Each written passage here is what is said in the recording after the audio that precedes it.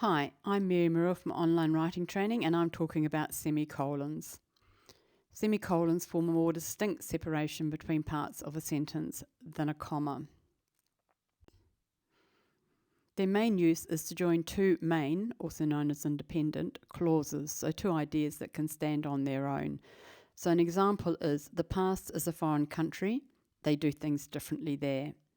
So you could avoid the semicolon by writing that sentence with a comma followed by and, with a dash, or creating two sentences.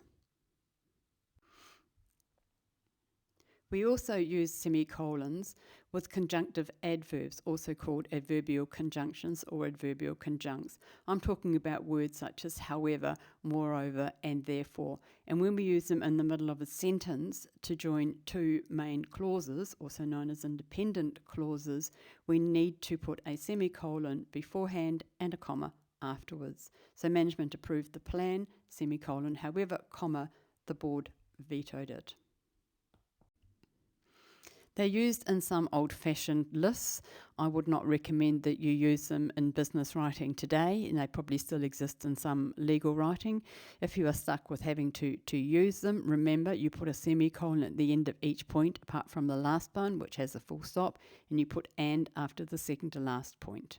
Punctuation in lists has become much more minimal, so I would choose a more modern style than this. They're still used for clarity in some text lists. If you are short for space and you are writing a list like this one here that includes a lot of names and titles, then the semicolons are really useful to separate the items. So what do you think? I think you can write perfectly well without using semicolons. There's always a way around it. They sometimes have their uses. Here we have two completely different points of view. Kurt Vonnegut says, do not use semicolons. They are transvestite hermaphrodites representing absolutely nothing. All they do is show you've been to college.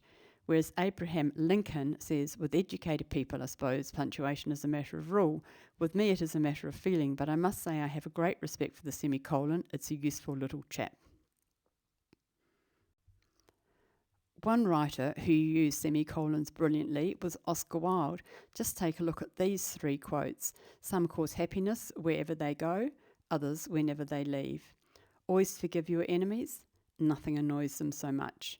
When I was young, I thought that money was the most important thing in life. Now that I am old, I know that it is. He could have used different punctuation, but it would not have had as much impact as the semicolon. For more information about grammar and for my online courses, visit www.onlinewritingtraining.com.au.